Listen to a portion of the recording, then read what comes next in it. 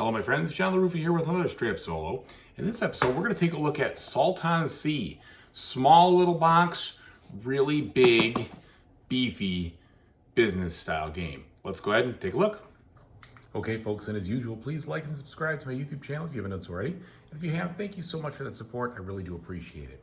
So this game is a pretty unforgiving business simulator. If you get behind, you're gonna have a time and a half catching back up. And the reason being is because of this whole action, this prompt action mechanism that's in here.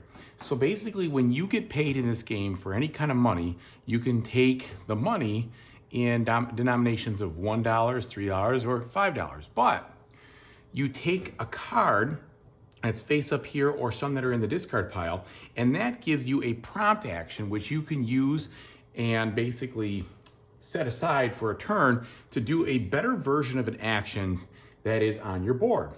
And as you can imagine, the more the card is worth, the better the action is. So if you end up being very cash poor in this game, you're gonna have a tough time. And that is also one of the most interesting things about this game, as you'll see. But what are we doing? So what we're doing in this game is we're basically mining and using these cards over here as our mining cards. And we have a little drill over here which shows you kind of where we are in the mine. We're trying to get brine out of this mine, okay? And we're then taking the brine and we're either selling it directly to one of these three corporations, or we're refining it and making it into either a lithium battery or this other product, which the name escapes me for a second here. What else are you doing with it? I think you're making it into just the hydroelectric heat. Anyway, so that's what you're doing in this game, is that you are basically mining and you are turning it into these products, and you're selling the products. Yeah, so you're gonna process them for lithium or geothermal energy, okay? So that's what that is, yeah. So geothermal energy, it's like a power plant. And they go into a nice description of kind of the theme behind it. And I think actually the theme in this game works pretty well based on what you're doing.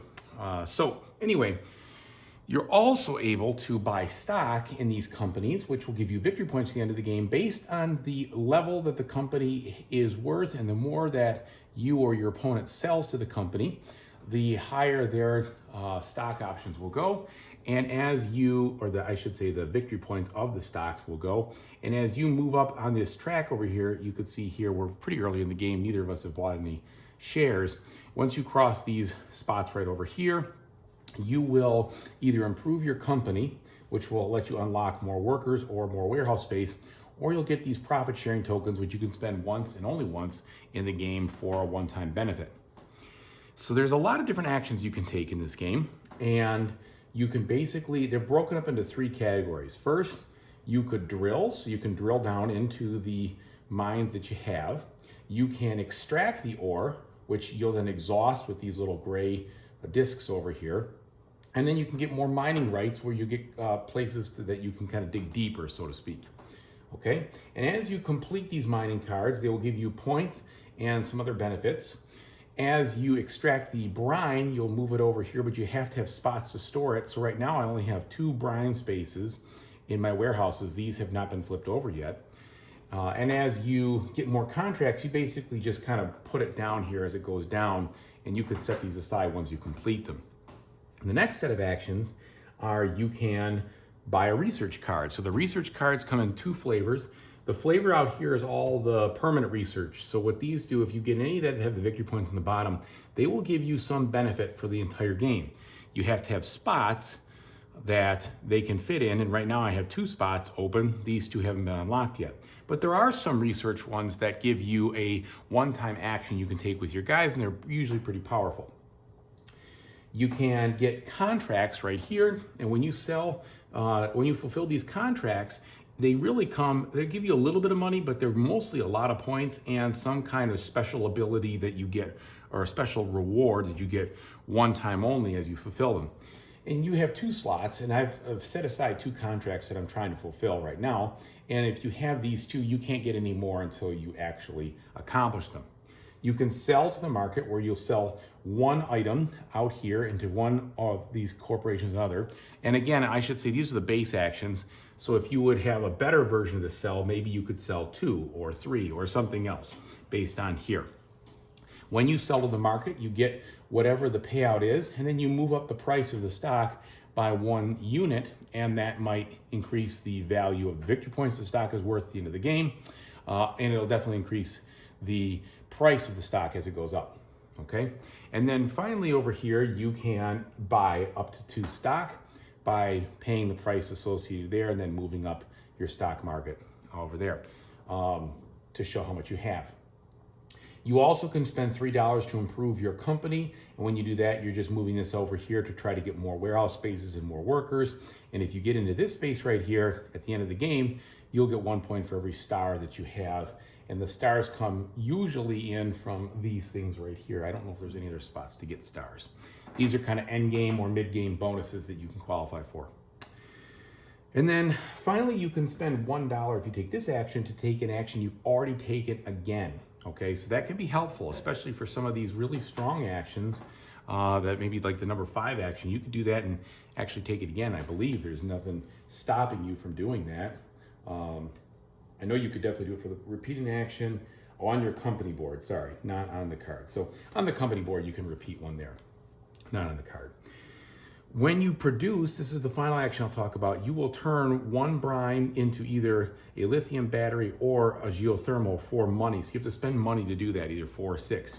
And then you can decide to optimize production by running your machines a little bit harder, and you start to wear down the maintenance on those machines to be able to produce an additional unit of those.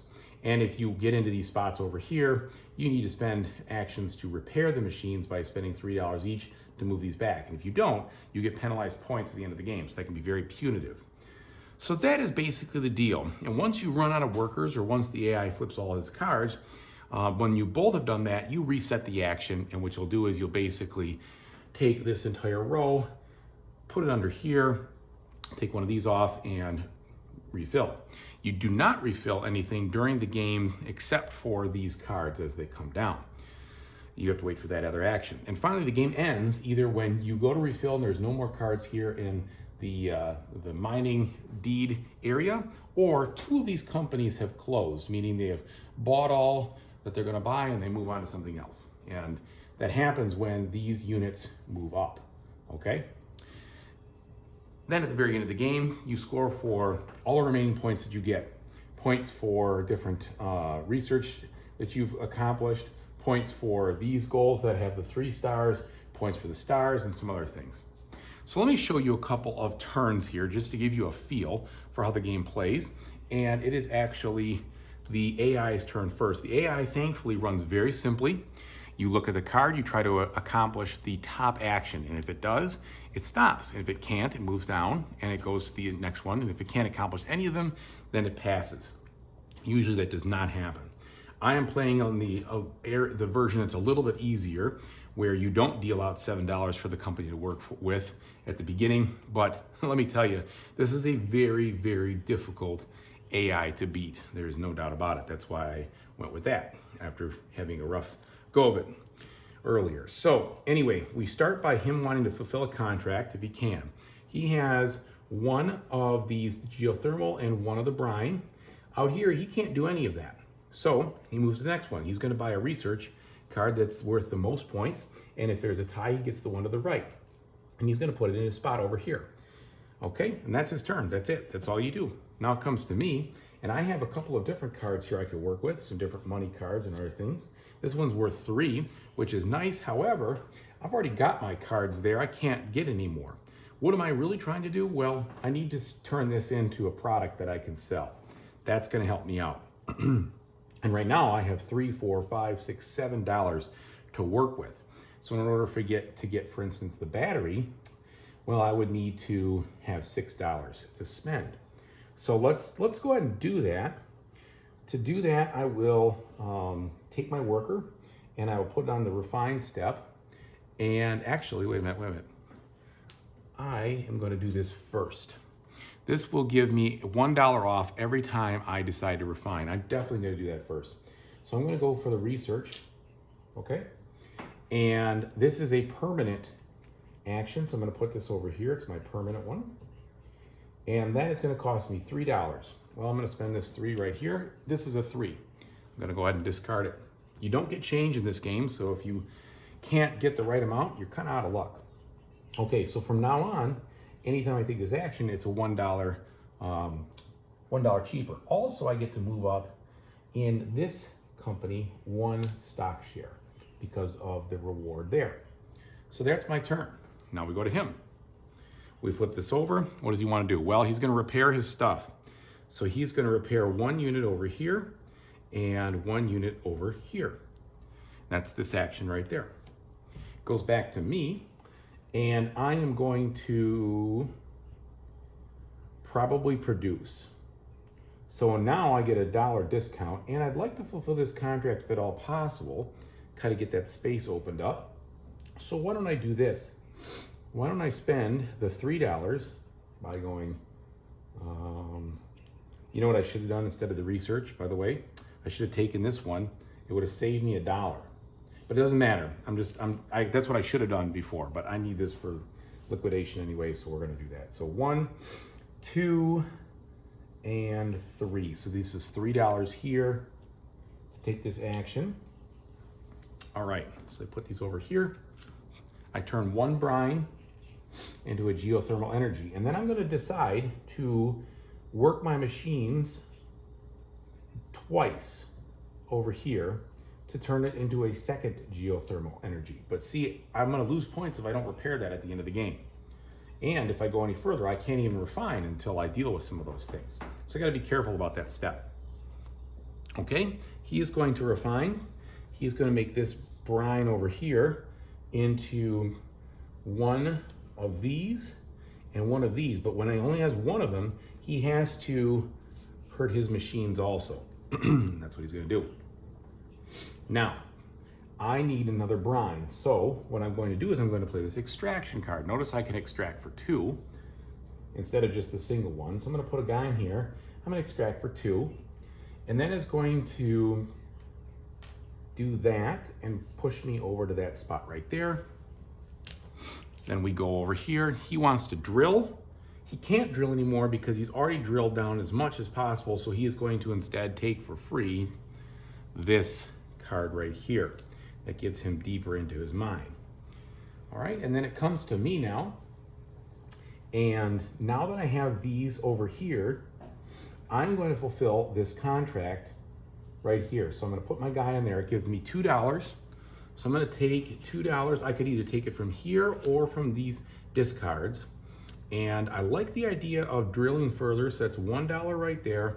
And I also like the idea of getting discounts on some more of these. So that'd be $2, okay? So just kind of set them over there. And that's my payout. Now I get to upgrade my business 1, and then I get 6 points right here. So put that to 10. And that is going to effectively, at the end of the round, clear that space for me. He's done, so he doesn't have anything else to do. I have 1 more worker. And what I believe I'm gonna do now, oh, and I've got to, of course, spend these right here. So I only have $2. And I should have moved this down when I did that. Let's see if there's any deals out here. So this could be, this is cheap. I like cheap right now. So I'm going to go ahead and I'm going to get a mining card right there. And it's only going to cost me 2 minus 1 is $1, which is perfect because I can sell this and that will get me down further. So I'll put this back. Then we move these down further. All right, now that both of us have spent all our workers, we go through the reset phase. And basically what you're gonna do is you're going to discard the bottom one of these, kind of moving the game along.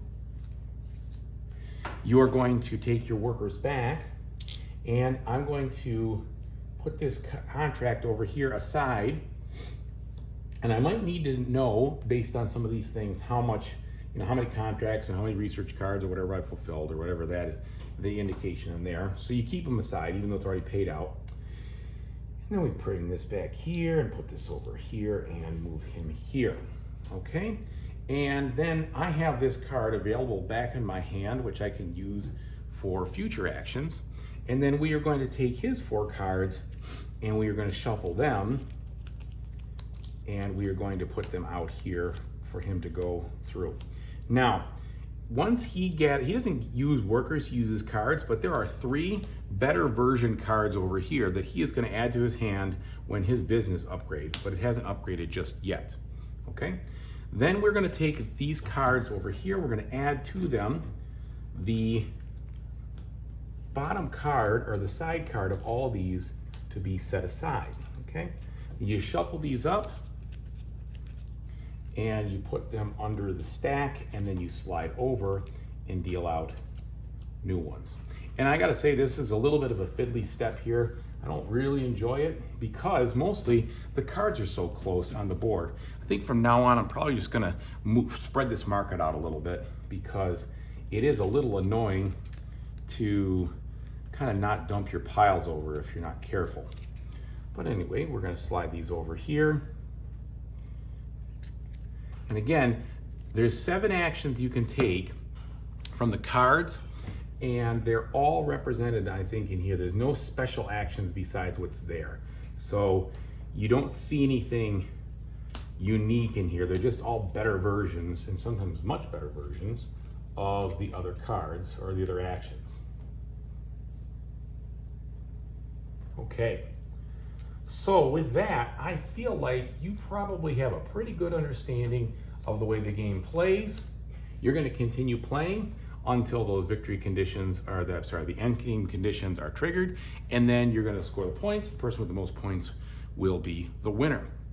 All right, so let me tell you what I think about it. All right, so that gave you a good look at what the solo plays like for Salton C. Now, I think if you like business games, you're going to really like this game. There is a lot of good, solid decisions to make as far as how do you manage the very tight cash that you have.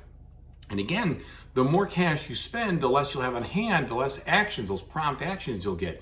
So you want to have a lot more, but you need that cash to be able to do the kinds of things you want to do. So what's interesting is, and you didn't see this in my playthrough too much, but if you sell to those 3 companies that are out there, you're definitely gonna make the most money, but you don't really get any points.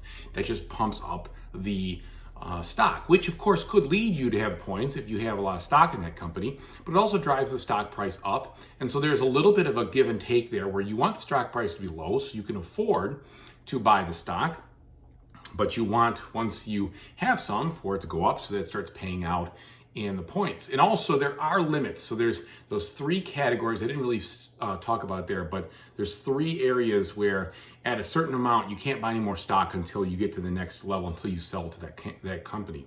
And so you want to sell to the company because you need the money, but you also really want to fulfill those contracts because those contracts pay out tons of points and some special bonuses. And so you're kind of caught between those 2 things. And the more you can hold on to your money, the more you can use the prompt actions, which are better, which have you saving things. So all of that matriculates into this really tight business game that really rewards smart, clever, and strategic play.